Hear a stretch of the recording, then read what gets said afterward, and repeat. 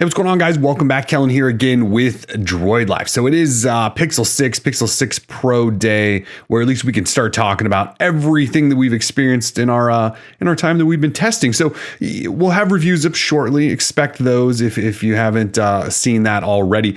But we're going to dive right into what the device can do, what you should do with it, because we know from polls and that stuff and comments and all that you guys are really excited about the Pixel 6 and Pixel 6 Pro. You've got pre-orders in. You're waiting for those to arrive. So the minute those do arrive, we want to make sure you know exactly where to start. So this is our first 10 things to do with your Pixel 6 or Pixel 6 Pro. Now there is a lot to go over here. We won't cover it all. Again, this is sort of those first things that you should kind of do when you get it out of the box to get you set up for success with your Pixel 6, Pixel 6 Pro. So we'll have tips and tricks at some point. I think we're going to talk about some other stuff too. Expect plenty of video because these are, well, they could be the phones of the year. I don't know. We'll talk about that in the review, which you can probably read very shortly. So we'll start first with security. It's kind of where we always start if you've watched any of these first 10 things videos from us. So security, we want to start especially on these phones because this is the first time we've got an in-display fingerprint reader from Google. So that's a big deal. So obviously none on the back like we had on the Pixel 5. Remember the Pixel 4 just had no fingerprint readers. It was face unlock only, and it launched during a pandemic. Not great.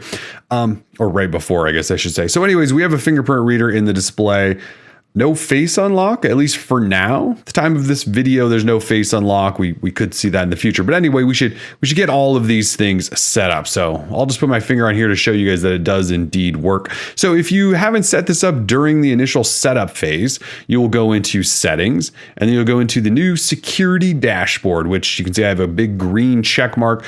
My security is apparently well. I'm not yellow or orange or anything like that. However, I do have this thing down here that says Google Security Checkup, and that'll run through your passwords and things like that you may want to look at, just your Google account in general. But as far as this device goes, you can see everything's good. App security, find my devices on, security updates are good, screen lock and fingerprint and that sort of thing. And again, I think if there is face unlock down the road, I would assume we'll see it in here. Anyway, back to fingerprints. So you will have to set up a screen lock, and you can set up plenty of things. Pattern, pin, password would work, and then you can have a fingerprint unlock. If you have none or swipe, that's no security, so you can't have a fingerprint reader. Don't you choose one of those two. Do not. That's no bad.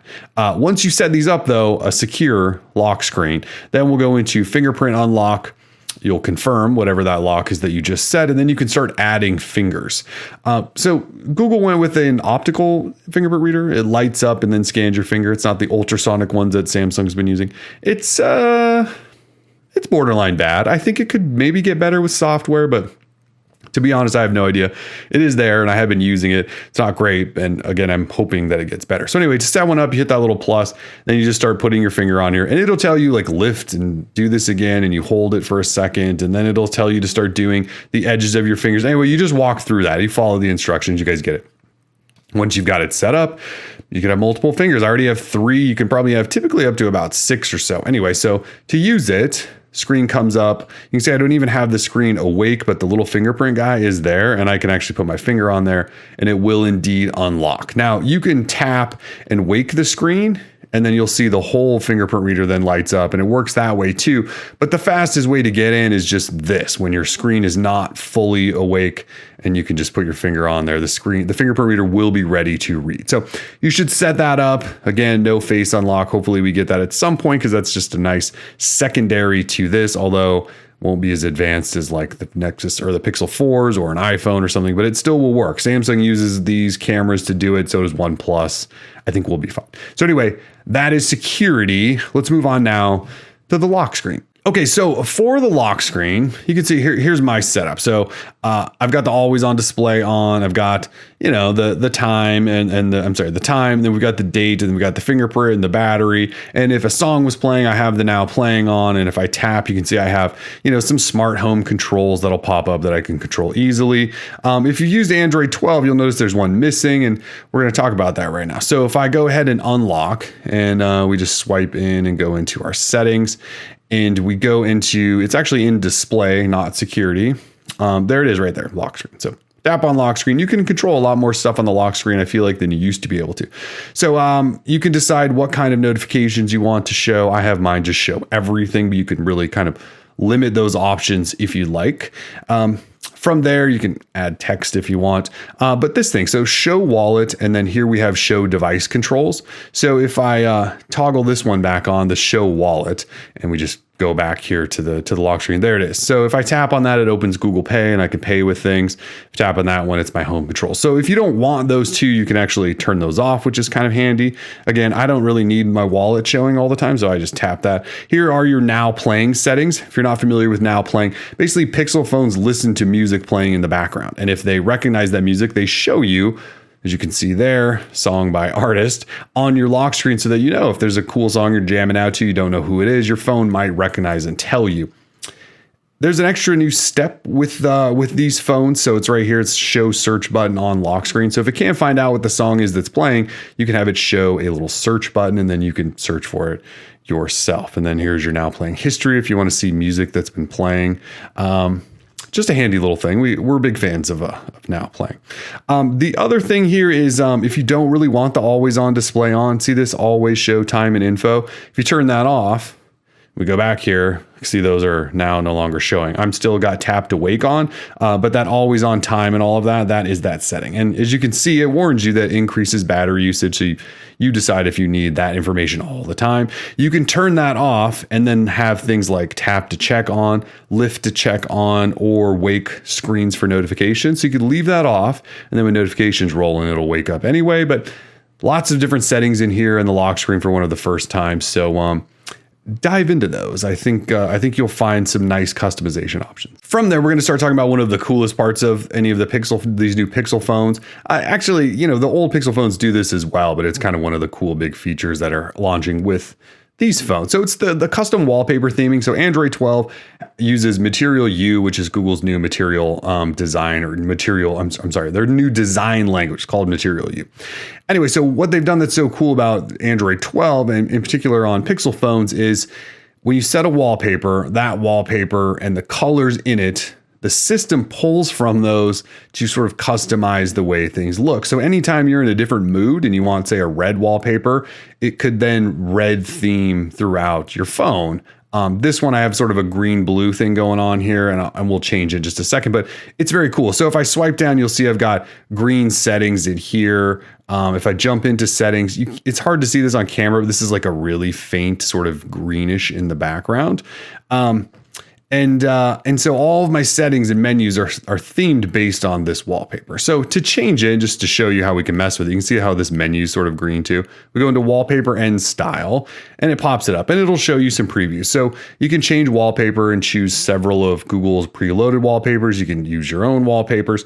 And once you do that, down here, it gives you some different color options that it's pulling, again, from your wallpaper. So you can tap on these and they'll show you different previews. So now you can see like the clock's going into sort of bluish colors. There's an even brighter blue, and you can see it's changing these things as I tap on it. So see, now these are bright blue instead of bright green. So you can really play with this and customize the phone to feel sort of how you want. So if we go in and change a wallpaper, I'll just go in and choose a different one just so you can see. But now we should have some pink hues, and certainly we do, or coral if you want to call them that. So we'll choose that, and we'll set it to a couple of different screens, and you can see everything changes, including the widget. So the widget is smart enough to realize that we just changed. And then again, if I swipe this down, you can see these are sort of a pinkish color. So very, very cool stuff that Google has done to really sort of liven up a wallpaper and the system theme and that experience. Now, if we scroll down, this is where you'll find a dark theme toggle in case you want to toggle that. And I'll show you that like even the widgets, will follow that. Some of these widgets will. There is a thing called themed icons, and it is in beta. And when it's a themed icon, what it's saying is Google's icons will be themed. So you see how these now, like Gmail and Duo, now stand out. You can see some like Google News, you can see Google Calendar kind of sprinkled throughout. It looks weird if you don't only use Google apps because they're the only ones being themed. Maybe one day down the road, we'll get that opened up so like Telegram and Twitter could, theme and stuff like that too. So anyway, that is just another setting in there. And then obviously there's your app grid. So just really cool new customized stuff, wallpaper. Now I should also point out that apps are following this as well. Like Gmail already will follow your system color. So if your Gmail doesn't just look blue and red and white anymore, and it's green or pink, It's because it's following your wallpaper. Your calendar will do that. There's a whole bunch of apps. Duo will do that. If I swipe over here and go into like Google Play, you can see Google Play would typically be mostly green or something like that. You can see there's a pinkish color down here where it's hovered on games. And if I go to apps, it's following that system color, which is now sort of pink throughout. There are additional apps too. Like if I swipe in here and go into like the Files app, it actually hasn't worked yet. Let me just swipe that away and we'll go back in and see if now, well, there we go. So it was green for my previous one. Now it's got that pinkish color. Again, a lot of apps like the messaging app will do this, the phone app, all Google's really kind of going after it. So anyway, custom wallpapers and the colors, just another thing to play with. All right, so we swapped wallpapers because it's fun. And we're going to talk just quickly about the app drawer. So these phones, and I believe most of the Pixel phones at this point with Android 12, have on-device search. So if you've ever handled an iPhone, you'll know that you do this little swipe down gesture and it gets you into sort of a system level search. And you can use it to search for settings and people and pictures, I think, and apps. And then Google or whatever search engine you've set. It's stupidly handy. It's one of my favorite features about iOS. Google's finally doing that here natively with Android 12. Theirs is a little different though. So you actually swipe up into the app drawer and your device may actually come like this, where you just swipe up and you just have your app drawer and you can scroll through it.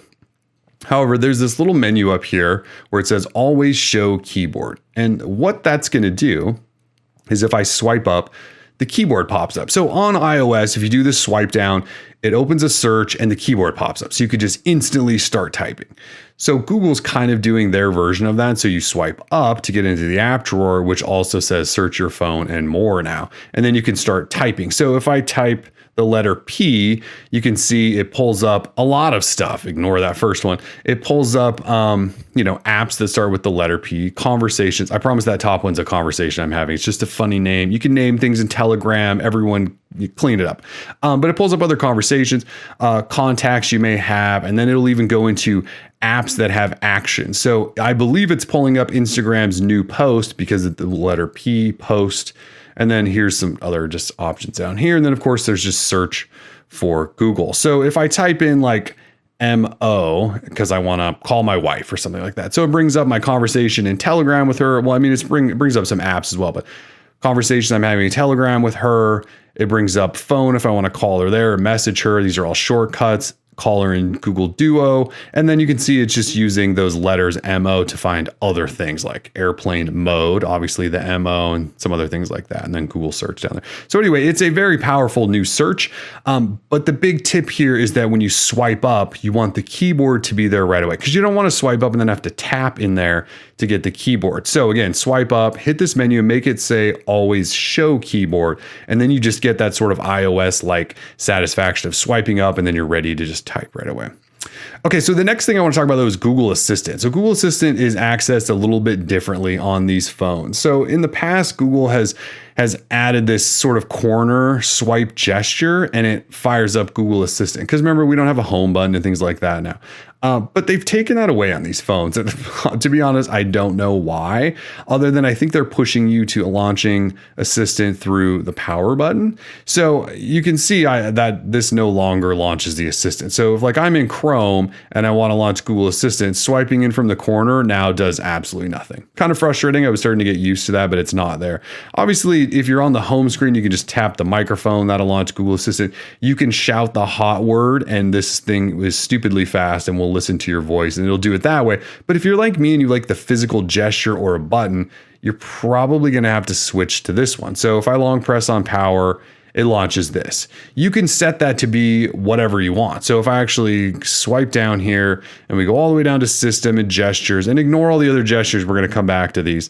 But if you go to press and hold power button, press and hold power button to launch Assistant. So if you have that on and you press and hold, it will launch the Assistant. If you have that off and you press and hold, it will bring up a power menu. You're probably wondering, well, if I make it Assistant, where's the power menu? And well, the power menu goes right there. So a second swipe from your notifications and you now have a power menu. So if you're looking for a way to quickly fire up Assistant without shouting at your phone, since this swipe down here is now gone, you're probably going to want to set that. I wasn't thrilled about it, but I'm now going to set it because I'm not really sure what else I'm going to do because I don't necessarily like shouting at my phone all the time. So anyway, that's how you access Assistant now. Trying to move right along here, let's talk about the quick settings panel. This is one of those things we do a lot in First 10 Things videos. So in Android 12, this has changed, so it's more important than ever to talk about this. So when you swipe down once, and you can swipe down wherever, you don't have to reach all the way up here. And I'll show you another gesture that'll help you when you're in an app. But if you're on the home screen, you can swipe down from wherever and that'll bring that up. So instead of the like 6 or up to 8 or whatever shortcuts you used to have up here with one swipe, you now only have 4. And then you can swipe again and now you have 8 here and you can swipe over and you'll see all sorts of other quick settings. So to edit those, again, the top 4 are now going to be your most important. So you hit the little edit pen button there and you can start dragging and dropping these in whatever order you want. And you'll be good. But again, you kind of just want the top 4 and then maybe your top 8, since that's the first page with that full pull down.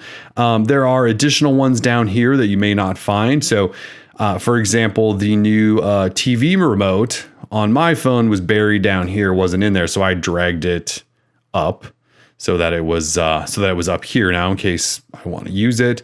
I also took the Google Pay one and dropped it down here because I don't know why I need a quick settings toggle for Google Pay. So anyway, that's how you edit that. But again, the top 4 are the most important because when you're, on your home screen, and you say, oh, I need to turn my Wi-Fi off or whatever, you can swipe down and get right in there, auto rotate or whatever you're talking about. So anyway, quick settings panel, we talk about that a lot, but you should definitely make sure you set the first 4, if not the first 8. All right, so let's jump into some settings now. So we'll swipe in, jump into settings. Now, I know I just showed you that you can search for these things within the app drawer, but I don't really want to show you all my contacts, so we're going to do it the manual way. You, though, however, if you're going to these things and you're like watching this video with your phone, do the search thing that I just showed you, where you swipe in here and type out, just type in display settings. Again, privacy, I'm not going to do that for you. But so I'm going to tap in here and we're going to go into display settings. So a number of things to be aware of in here. There's that lock screen content, which we already talked about. But if we go down here into appearance, so here's your dark theme toggle. So if you want to toggle that off and on, you'll find that. Obviously, there's going to be one up here as well if you want to put it there. And you can set a schedule. I often set a schedule, so it just comes on at a set time every single night. Feel free to do that. Nightlight is the same thing. This is that amberish color that it'll turn your phone to take away blue lights, like a blue light filter. Hopefully helps ease some strain on your eyes at night if it actually is true that actually works. Also, you can set a schedule for that if you want. Here's your color profile. Google doesn't really let you change much in here. There's a natural, a boosted, or adaptive. Whatever looks good to you, go with. I go with adapted because it just sounds smarter or something. Auto rotate, though, this is a new thing based on face detection. This is actually a really cool feature. So you can have auto rotate on or off, whatever you want. But this new added feature, which is enable face detection, is pretty cool for those of you who lay in bed or on the couch or whatever sideways and look at your phone a lot. So with that enabled, the camera will look at your face and recognize that you're looking at it. And if you lay down sideways, it will not rotate because it wants to stay portrait because it's lining up with your face. Does that make sense? I can't really show that to you. Imagine my hand is my face. You guys get it. If you toggle that off and you turn sideways without a face, it'll do that. It'll rotate. See that? But if it recognizes your face, it won't. So very, very cool little feature. So turn that on if you're a phone user in bed and that stuff. And then this one's obviously very important, smooth display. This phone has 120 hertz refresh rate. You should take advantage of that. It looks incredibly good. On the Pixel 6 has a 90 hertz refresh rate, same option. You should toggle that on. It will increase battery life. It probably says that. It does say that. But why would you buy a 120 hertz phone and then, not use 120 hertz? So, okay, backing out from there, we're going to go into sound and vibration, just talk about a couple of things in here. Obviously, all of your media and volume and call controls and things like that are in here. You have a volume button, which will allow you to adjust those from wherever. You don't have to be in here. It does media volume by default. You can see that's why it has the little music note. If you want to adjust additional media things from anywhere, you can do that by tapping that little 3-dot menu. Sorry if you missed that little 3-dot menu. Brings all those up so you can adjust those on the fly. If you tap volume, you have this little shortcut here that goes vibrate, silent, or with your ringer on. You can see it moving, that one right there. That's all it's controlling is ringtone volume and notification volume. Mine's on vibrate. Anyway, so you can adjust those. Very, very nice controls that are all separated out. Here's your do not disturb settings. Again, like dark mode, night light, you can set a schedule for these. I think I've talked about do not disturb mode. It's 2021. I think you guys probably know what do not disturb mode is and how that works. You'll find your live caption settings, ringtones now playing. We've talked about some of that stuff. I do like to go into vibration and haptics. This is just one of those areas where that little extra bit of customization can go a long way. So for example, on calls, I have my vibration set to the firmest. So if somebody calls, hopefully if it's in my pocket or on a desk, I will hear it vibrating, feel it vibrating, and then I'll know it's a call. But notifications, I don't necessarily need to rattle my entire desk. And so you can turn those down a little bit. Also your touch feedback as you're using your phone, you can control that. So you can kind of get, there's not a lot of settings to this. There's like 4 levels. It's like off, a little bit more, and a lot. And to be honest, they're not that different, at least in this setting. But you do have 4 different options in there, and it just kind of gives you that little bit of just that little touch to make it sort of feel the way you want. The other thing I point out, and this is just a personal preference, but if you're one of those people who leaves your sound on your phone, which I don't typically, but if I do, and you don't want every single touch making that like do it noise, there you go. Turn it off right there. It'll still vibrate with touches, but it'll stop making that annoying sort of beep noise. You remember the gestures section? We're going back in there now. So scroll down to system, and we're going back into gestures because there's just lots of cool gestures in here you should know about. So one of the new ones is quick tap. I have it off at the moment. I'm not sure how I'm going to use it, but quick tap is if you turn it on, you double tap the back of your device. So if I double tap, you'll see it says, cool, I recognize that. So right now it's set to do a screenshot. So if I double tap the back, takes a screenshot, kind of cool. You could have it be your Google Assistant. If you don't want to use the power button, you could have it be Assistant, play or pause media, show your recent apps, show notifications, or even open specific apps. You can really kind of fine tune it to what you want.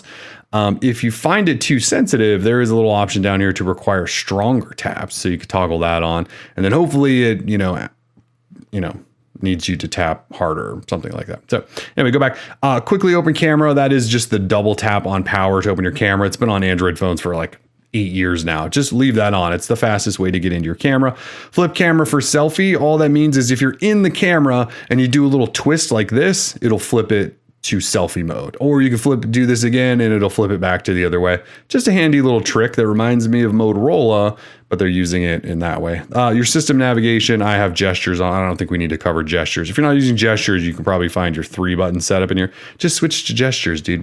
Get with it. Tap to check phone. That is, well, if you're here, that is just this. Tap wakes you right up there. Good job, John Morant.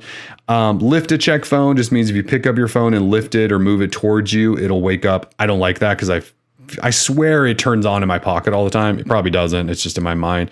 That's what that is. Flip to means if you have that on, you flip your phone over and set it on a desk. It goes into do not disturb mode. You may want to do that. One-handed mode is actually kind of a cool little feature they've added recently. I believe this is also Android 12. So there are 2 options for it. So one-handed mode, right now you can see I have it to show notifications. And so if I swipe down on the navigation sort of little button thing line down here, you can see it'll bring notifications down. So it'll do this from any app. So if I'm in like Google Chrome and I do a swipe down, it brings it. So I don't have to reach all the way up on this ginormous phone to bring this down. I can just swipe down on that. You can actually swipe back up on it and it'll bring you in there. The other thing though, is if that doesn't seem like something you would naturally do, you can have the screen actually drop down lower. So again, ginormous phone. If you want the screen to come down, you can change that option and you see how the whole thing moved down. And now I can come in here and access my notifications without having gone up there. So swipe that. See that? So you kind of have 2 options. I'm going with notifications for now. I may test that also, but just kind of a cool little gesture. And then press and hold power button. Well, we just set that up to be Google Assistant. You guys are well aware of that. And now the final area that we want to go into is the camera. I mean, the camera has been massively upgraded on these phones. We have a new 50 megapixel shooter. We also have a 12 megapixel ultra wide. And then we have on this Pro model, this massive telephoto. It's 48 megapixels. So jump in, double tap on power again. That gesture brings up your camera. So in your camera, you've got all sorts of stuff going on. Obviously, you got main camera mode, you have portrait, and to get in between these, you can swipe down here to choose them, or on the screen, you can swipe between them as well. So you have your main camera mode. From this, you start at 1x, which is your main shooter. If you hit 0.7, that's your ultra wide. And then if you go into 2x and 4x, now we're talking the telephoto, at least on this Pro. If you pinch to zoom, you can actually go all the way up to 20x. So have fun with that if you really want to test out the quality of a 20x digital zoom. So that's how you zoom and change cameras. And then again, you can swipe over, like here's your portrait mode. Obviously we only have 1x and 2x here. Swipe over, we have a couple of new modes. These are motion modes. So an action pan and a long exposure. And if you tap on the little question mark, it tells you what these are. So action pan is if you have a moving subject, get it in frame and it'll follow that and then blur the background. Kind of creates a cool effect. And then if you have long exposure, it's kind of the opposite. Instead of focusing on that object and keeping it in focus, it blurs the moving objects. You've probably seen people do this with waterfalls, and people do it with traffic a lot in like a city where you'll see a city background and lots of streaking lights. That's a long exposure shot. And then waterfalls, sometimes where the water looks very smooth and almost milky like. It's probably because they're using long exposure. So anyway, these are two new features that they've added with the camera. Very cool. I have not gotten to play with them too much yet, but they are just very cool additions. And then obviously you have night sight where you can take pictures at night better than just about any phone on the planet, including the stars. If we swipe over this way, you do have video modes, and there's your slow motion and your time lapse. And then modes, we have panorama, photosphere, and lens if you need some more of those. You can tap up here and get into settings. And these are just sort of quick settings, like if you want auto night sight to turn on, if you want to have a top shot, which is kind of one of those weird motion pictures that I feel like just takes up space. You can set your timer. And then if you want to change your image ratio off of 4:3, I don't know why you would, but you could. And then you can go into additional settings. So if we go into additional settings, this is where you can have locations saved and have camera sounds and Google Lens suggestions. All that stuff's in here. Frequent faces, in case you wanted to recognize people you take pictures of all the time. If you go into device storage, this is a little bit new here. So it tells you what you have remaining on your device, and then it'll tell you if you want to switch on storage saver to maybe reduce the quality or optimize your storage space a little bit. Free up space. These things are in here. If you have like the 256 gig or 512 gig models of these phones, you might be okay, but you just never know. Here's all of your advanced stuff, which I'm not going to try to explain, but there's your RAW and JPEGs and your different video modes and that sort of thing. There's your grid, white balance, and exposure controls. So if you're actually in here and you tap on something, white balance and exposure controls over here, you can also change the color, at least the tone of it, from warm to cool if you want. So you do have shortcuts for those things. There's your resolutions, your video stabilization on, off, your audio zoom, that sort of thing. So those are your settings in there. One thing I did want to point out, which is kind of cool, see this little folder up here? You would think that would just be like your gallery button, but it's actually where you save to. So if you want to take pictures and save them just to your normal photo gallery, like Google Photos, you can do that. But you can also save them directly into your locked folder. So the locked folder in Google Photos that you can, throw your fingerprint or password or PIN on. You can take pictures and save them directly to there if you want to, which is kind of cool. Anyway, long videos always with these first 10 things, but I think that stuff should really get you guys going with your Pixel 6 and Pixel 6 Pro. So we have lots more coming. Stay tuned. For now, though, we are Droid Life. Peace.